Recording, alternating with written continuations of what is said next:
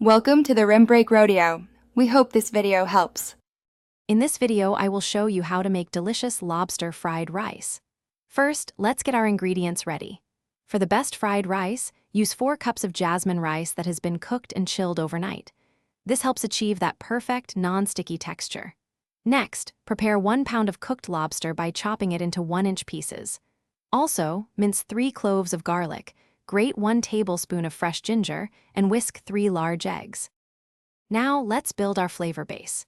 Heat 2 tablespoons of neutral oil in a large wok or skillet over medium-high heat. Pour in your 3 whisked eggs and scramble them until they are just set, then remove them from the pan and set aside. Add the remaining oil, then sauté 1 small chopped onion, the minced garlic, and grated ginger for about 2 minutes until fragrant. Next, stir in 1 cup of thawed frozen peas and carrots, cooking for another 2 minutes. Now for the main event, the fried rice technique. Add your 4 cups of chilled jasmine rice to the skillet, breaking up any clumps as you go. Stir in 3 tablespoons of soy sauce, 1 tablespoon of oyster sauce, and 1 teaspoon of sesame oil, ensuring everything is well coated.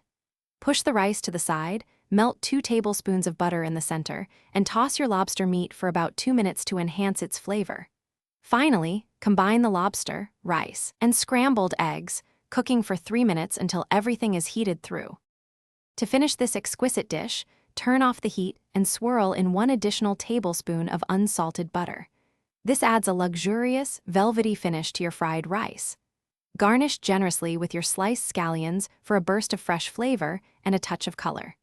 Serve your homemade lobster fried rice immediately, perhaps with some lemon wedges on the side for a bright, zesty complement. Enjoy this truly special and flavorful meal. Thanks for watching. Consider subscribing if we helped you.